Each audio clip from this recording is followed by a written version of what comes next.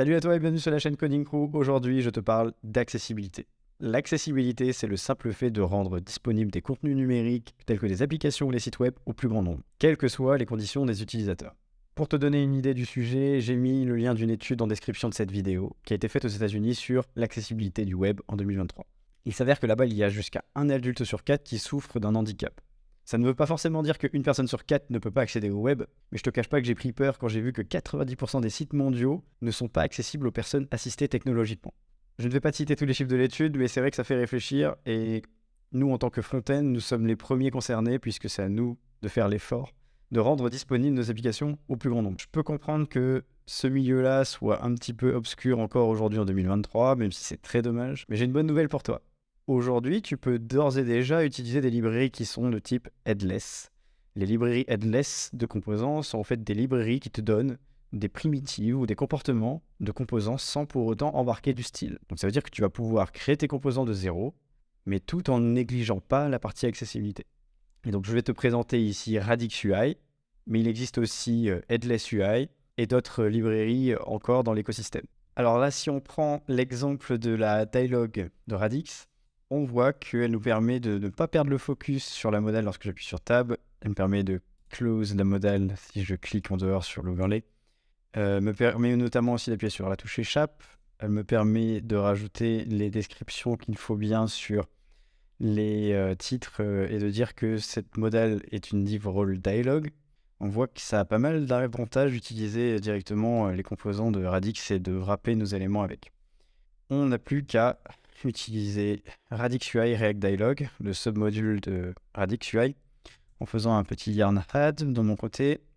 Je vais pouvoir l'installer et l'utiliser de manière simple en faisant un import de dialog comme ceci.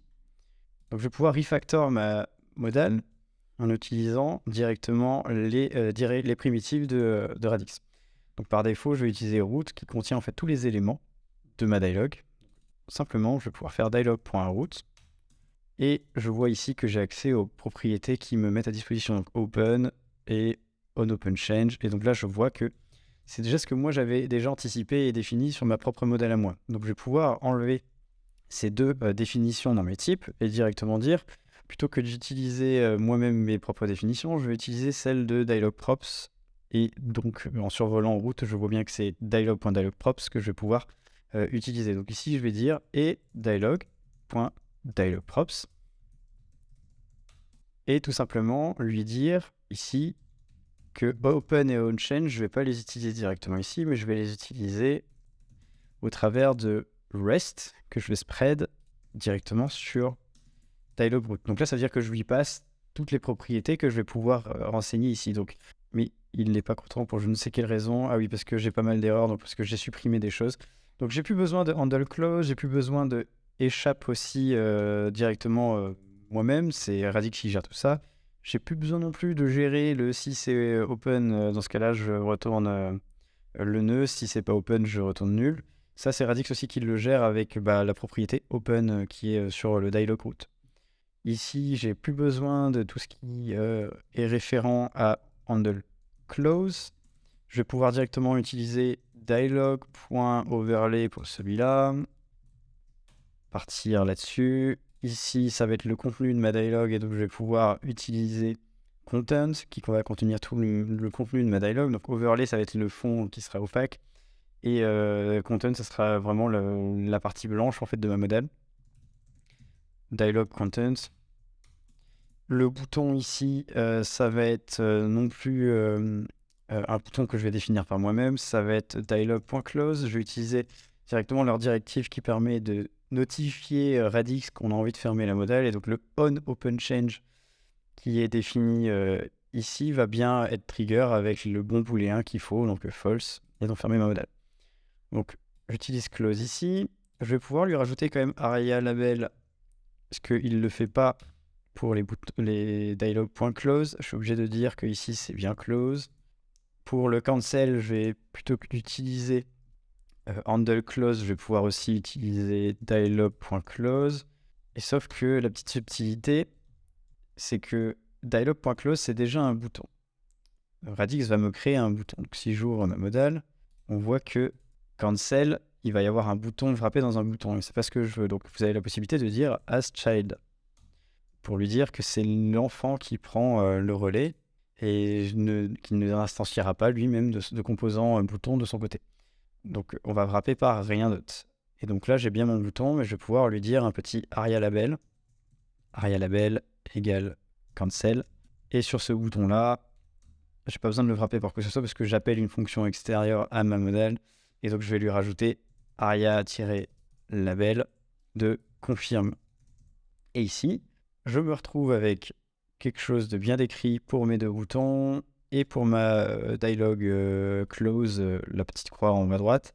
Et il me reste plus qu'à gérer les cas de dialog.title et dialog.description. Et maintenant, je me retrouve avec un composant qui est beaucoup plus simple et qui a été géré intégralement par Radix. Donc si je fais un petit test, je refresh ma page, j'ouvre la modale, j'appuie sur échappe, ça ferme bien la modale. J'ouvre la modale, je clique sur l'overlay, ça ferme bien la modale. Ensuite, quand j'appuie sur Tab, je ne sors plus du contexte de ma modale. Et quand je veux scroll, là je ne mens pas, je scroll bien, vous voyez, je n'ai pas la possibilité de scroll sur le contenu qui est en fond. Et donc là, c'est terminé. Et si je regarde maintenant que j'ai bien mes aria description, donc lorsque ma modèle maintenant elle est ouverte, j'ai bien un div role égale dialog, avec bien un descript by qui pointe sur le P qui est ici, et labeled by qui pointe bien sur le titre qui est ici. Et donc là, je me retrouve bien avec une modèle qui est 100% accessible et utilisable. Et elle continue de marcher comme avant. Donc, si j'appuie sur confirme, vous voyez bien que la modèle se ferme. Je vois juste un petit glitch sur mon overlay ici où je vois que j'ai un margin et que du coup j'ai pas envie de l'avoir, donc je vais pouvoir faire un margin 0. C'est tout pour cette partie-là. Ce qu'il faut savoir, c'est que vous pouvez récupérer directement les styles qui sont définis grâce à Radix. Ils ont plusieurs solutions, donc soit CSS Vanilla, soit avec Stitches, soit avec Tailwind. Donc là, un exemple avec Tailwind, vous pouvez récupérer toutes les classes et avoir le même rendu de modal. Et pour ce qui est des animations, donc ils ont créé des keyframes et des custom animations dans les configs de Tailwind que vous pouvez aussi récupérer. Moi, personnellement, j'utilise directement Framer.Motion pour toutes les animations que je fais, notamment pour ouvrir et fermer avec un composant qui s'appelle Animate Presence. Donc je ferai une vidéo spécifique pour ça, pour vous montrer comment gérer en fait l'apparition et la suppression d'un élément dans le DOM avec animation. Mais voilà, donc pour tout ce qui est accessibilité, moi je me base uniquement sur Headless UI ou Radix UI et rien d'autre. Et je fais en sorte d'avoir un composant qui soit le plus carré possible de ce côté-là. N'hésite pas à souscrire et à commenter, liker et activer la cloche si tu veux avoir les nouvelles vidéos et les prochaines vidéos qui sortiront. Je te dis à plus et merci pour l'écoute.